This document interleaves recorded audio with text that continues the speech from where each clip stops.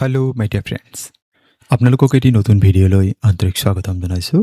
আপোনালোকে চাই আছে আপোনালোকৰ মৰমৰ ইউটিউব চেনেল নুৰুল আলম নাজু। আজিৰ বিষয়বস্তু ইণ্ডিয়ান জিঅ'গ্ৰাফী। ভাৰতৰ ভূগোল সম্পৰ্কে কেইটামান অতি দৰকাৰী প্ৰশ্ন আজিৰ ভিডিঅ'ত আলোচনা কৰিবলৈ লোৱা হৈছে। সম্পূৰ্ণকৈ ভিডিঅ'টি চাব। আপোনালোকে ADRE 3 Assam police exam ABUB বা SI exam, APDCL, APRO, DHS বা GT/PGT টেট এক্সাম এনেধৰণৰ পৰীক্ষাৰ ক্ষেত্ৰত আপোনালোকে নিশ্চয়কৈ উপকৃত হ'ব। সম্পূৰ্ণকৈ ভিডিঅ'টি চাব বুলি অনুৰোধ জনালোঁ।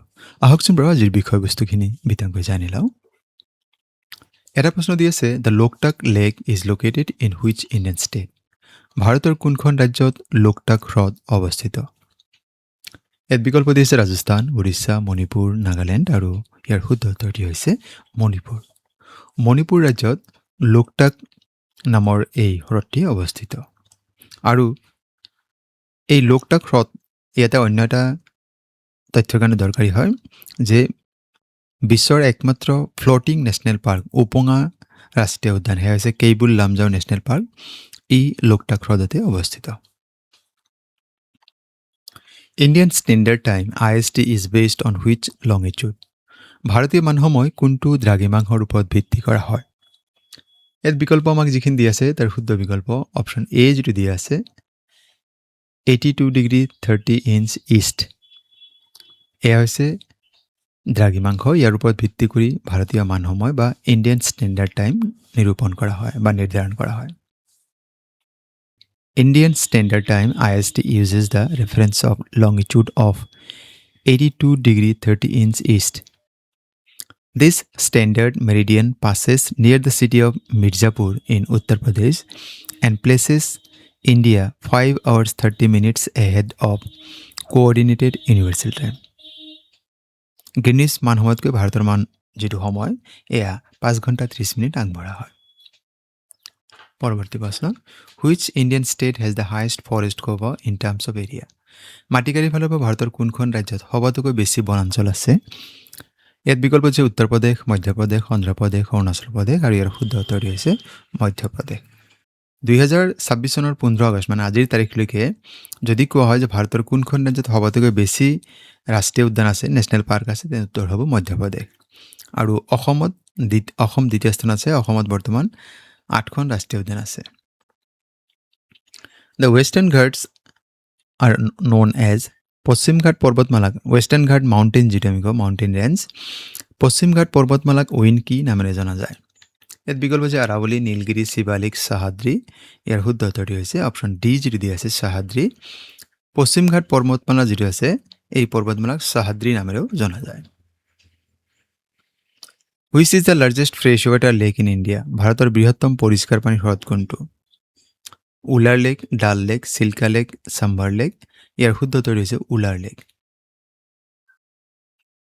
Wular lake in the Bandipora district of Jammu and Kashmir is the largest fresh water lake in India. Which is the largest national park of India? ভাৰতৰ বৃহত্তম ৰাষ্ট্ৰীয় উদ্যানখনৰ নাম কি? Gir national park, Hemis national park, Jim Corbett national park, Bandipur national park. ইয়াৰ শুদ্ধ উত্তৰ হ'ব হেমিছ নেশ্যনেল পাৰ্ক। এয়া হৈছে ভাৰতৰ বৃহত্তম ৰাষ্ট্ৰীয় উদ্যান আৰু ই কেন্দ্ৰীয় শাসিত অঞ্চল লাডাখত অৱস্থিত। আৰু যদি কয় ভাৰতৰ প্ৰথমটি ৰাষ্ট্ৰীয় উদ্যানৰ নাম তেন্তে উত্তৰ হ'ব জিম কৰ্বেট নেশ্যনেল পাৰ্ক। ই উত্তৰাখণ্ডত অৱস্থিত। 1936 চনৰ 8 আগষ্ট তাৰিখে ইয়াক ৰাষ্ট্ৰীয় উদ্যানৰ মৰ্যাদা প্ৰদান কৰা হৈছিল। আৰু যদি কোৱা হয় অসমৰ প্ৰথমটি ৰাষ্ট্ৰীয় উদ্যানৰ নাম কি তেন্তে উত্তৰ হ'ব কাজিৰঙা নেশ্যনেল পাৰ্ক আৰু ইয়াক 1974 চনত 1974 ৰাষ্ট্ৰীয় উদ্যানৰ মৰ্যাদা প্ৰদান কৰা হৈছিল।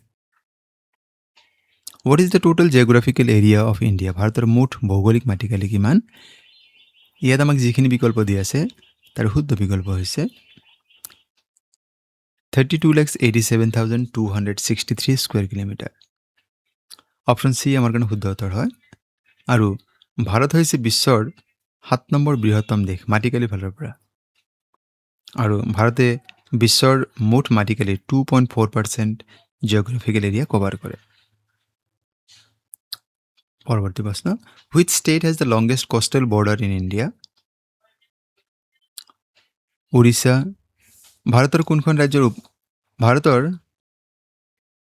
Which state has the longest coastal border in India ভাৰতৰ ভিতৰত কোনখন ৰাজ্যৰ উপকূল সীমা আটাইতকৈ দীঘল উৰিষ্যা অন্ধ্ৰপ্ৰদেশ গুজৰাট তামিলনাডু শুদ্ধ উত্তৰ হৈছে Gujarat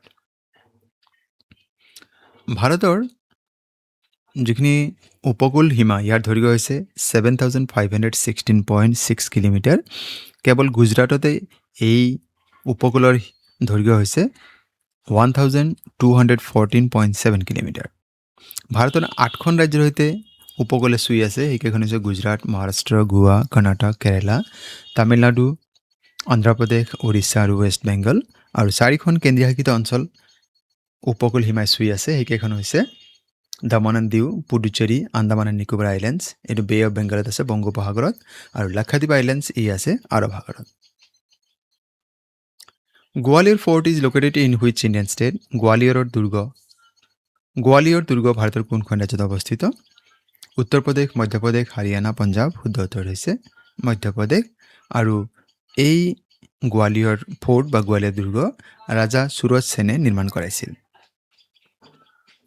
which of the following is the smallest union territory of India ভাৰতৰ ক্ষুদ্ৰতম কেন্দ্ৰীয় শাসিত অঞ্চলটোৰ নাম কি জম্মু এণ্ড কাশ্মীৰ পুডুচেৰী লাক্ষাদ্বীপ এণ্ড লাডাখ শুদ্ধ উত্তৰ হৈছে লাক্ষাদ্বীপ ভাৰতৰ ক্ষুদ্ৰতম কেন্দ্ৰীয় শাসিত অঞ্চলটোৰ নাম হৈছে লাক্ষাদ্বীপ আৰু বৃহত্তম কেন্দ্ৰীয় শাসিত অঞ্চলৰ নাম হৈছে লাডাখ ভাৰতত বৰ্তমান সময়ত 28খন ৰাজ্য আৰু 8খন কেন্দ্ৰীয় শাসিত অঞ্চল আছে আৰু কেন্দ্ৰীয় শাসিত অঞ্চলকেইখনৰ নাম হৈছে Andaman and Nicobar islands Chandigarh Dadra and Nagar Haveli and Daman and Diu Delhi Jammu and Kashmir Ladakh Lakshadweep and Puducherry